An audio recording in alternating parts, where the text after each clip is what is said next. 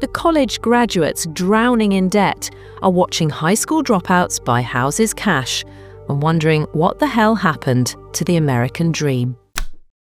Anthropic CEO Dario Amodei say that white-collar jobs are on the chopping block, told Axios that unemployment could spike 20% over the next 5 years. In fact, Amazon and JP Morgan among the businesses already previewing a workforce shrinkage. White-collar jobs in California are shrinking, while blue-collar jobs are growing.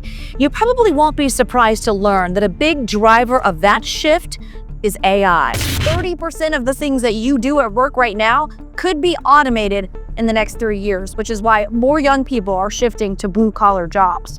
Walk into any Starbucks near a university campus and you'll witness the most expensive con job in American history. English majors serving lattes to electricians who just bought their second rental property. This is the story of how artificial intelligence accidentally saved blue-collar America by destroying everything we thought we knew about success. Picture Rich Ottomanis, 30-year-old journeyman plumber in San Antonio, pulling in $125,000 this year, while his college roommate, the one with the computer science degree, sends out his 200th job application from his parents' basement. Rich learned his trade in 2 years for under $10,000. His roommate spent 4 years and $180,000 acquiring skills that ChatGPT now performs for free. The math is devastating and undeniable. 4 out of 10 young people with university degrees are abandoning their white-collar dreams for blue-collar reality. Only 22% of US adults now believe college was worth the investment. Meanwhile, blue-collar job postings have surged 46% compared to pre-pandemic levels, while white-collar postings collapsed 12.7% in just 1 year. But here's where the story gets truly twisted. This isn't happening because blue-collar work suddenly became easier or more prestigious. It's happening because white-collar work became obsolete. The great automation wave that economists promised would eliminate dangerous, dirty and dull manual labor instead devoured the cubicle class. Goldman Sachs estimates that 25% of repetitive legal tasks disappeared to automation, triggering a 15% decline in paralegal demand between 2020 and 2025. Administrative assistants watched their wages stagnate at a pathetic 5% increase over 5 years, while their job descriptions slowly morphed into AI prompt engineer, without the corresponding pay bump.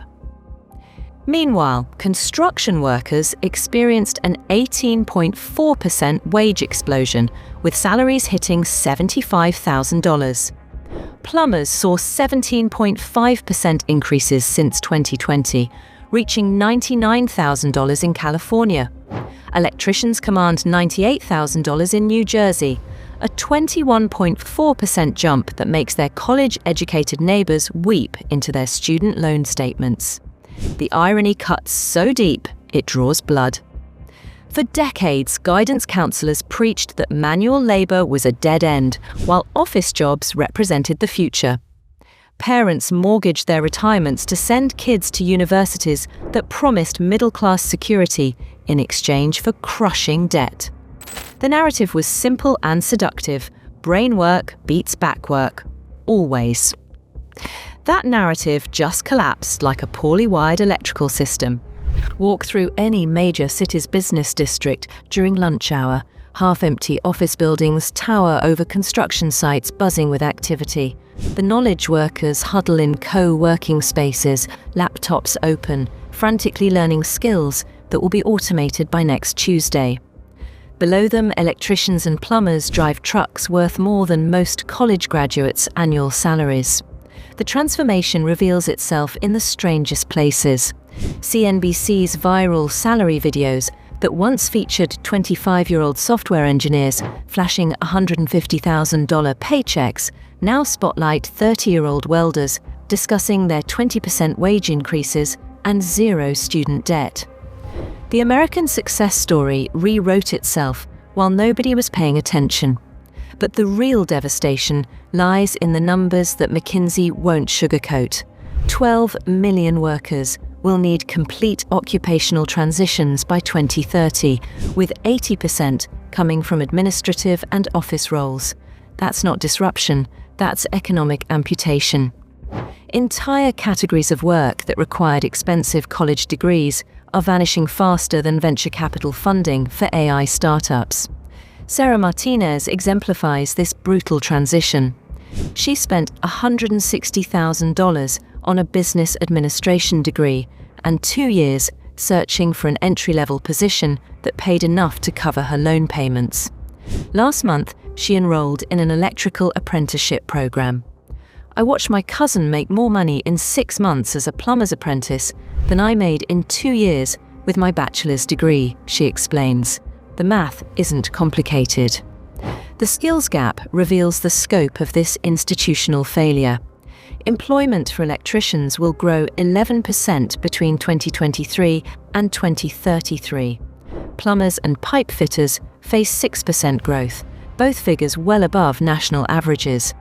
Wind turbine technicians, a trade that didn't exist when today's college seniors started high school, now average $87,000 annually, with 60% projected job growth.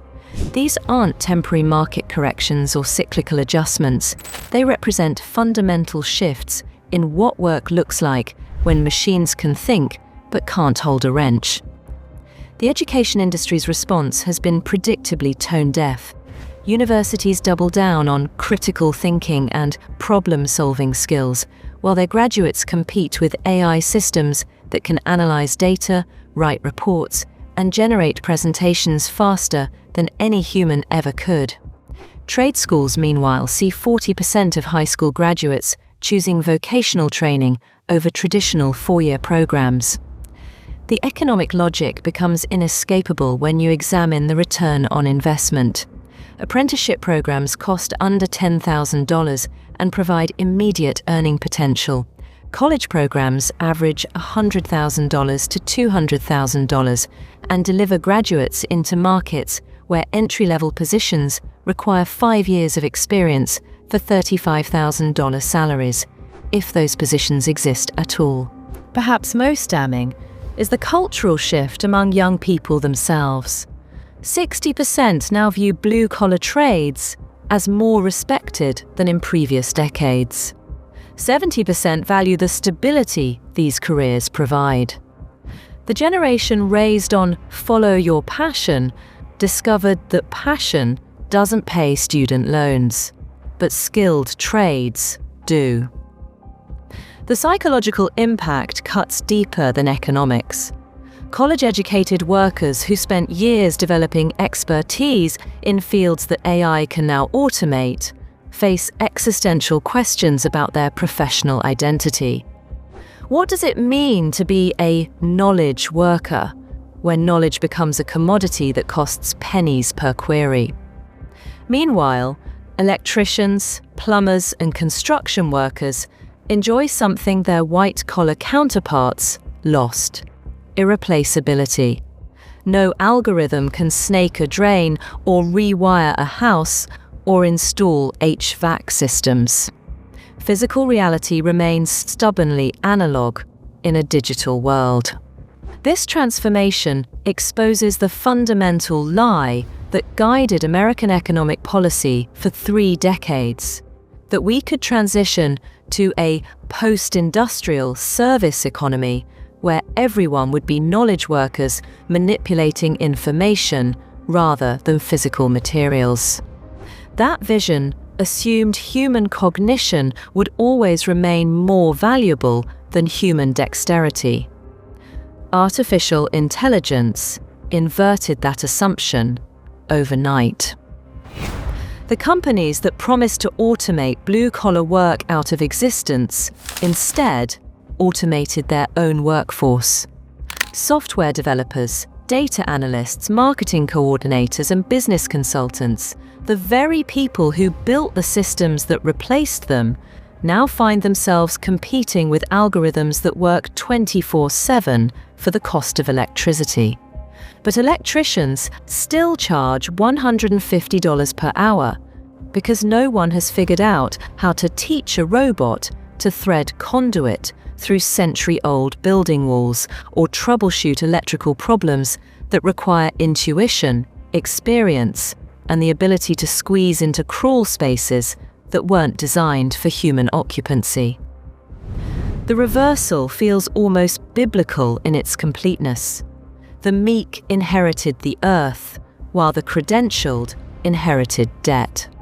The people who were supposed to be displaced by technology became the only workers technology couldn't displace. Rich Ottomanis bought his house at 28 with a 20% down payment, while his college friends moved back in with their parents.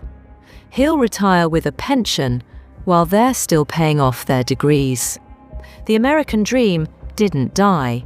It just changed address, from the office park to the job site. The revolution nobody saw coming wasn't robots replacing construction workers.